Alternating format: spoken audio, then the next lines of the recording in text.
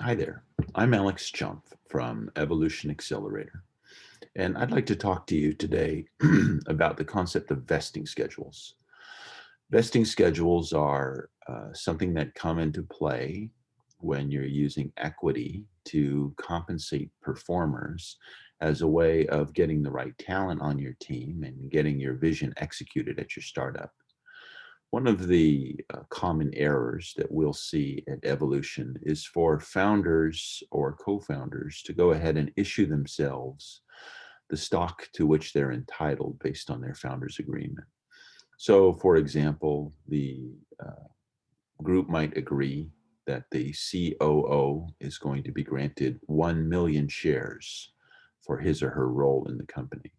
And then they'll go ahead and proceed to grant those million shares to the COO, and everything looks fine until about 6 months from now, when the COO has something happen in their life or is no longer available, or any number of reasons decides to depart the company.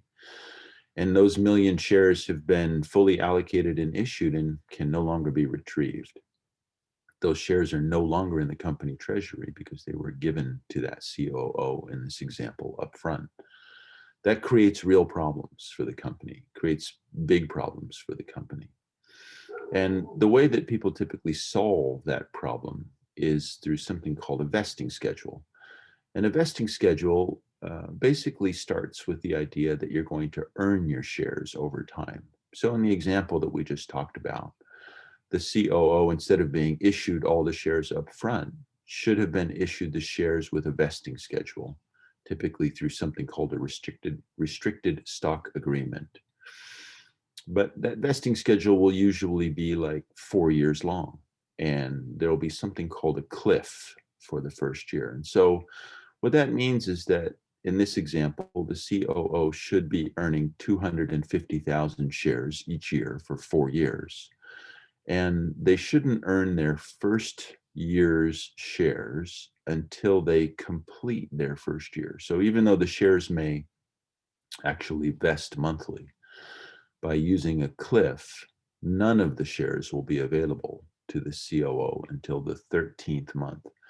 And what that does is it gives the company a kind of a safety valve in case the COO isn't working out, or something changes, or something needs to be redone in the COO's role in month 6 or 7 or 8 or 9.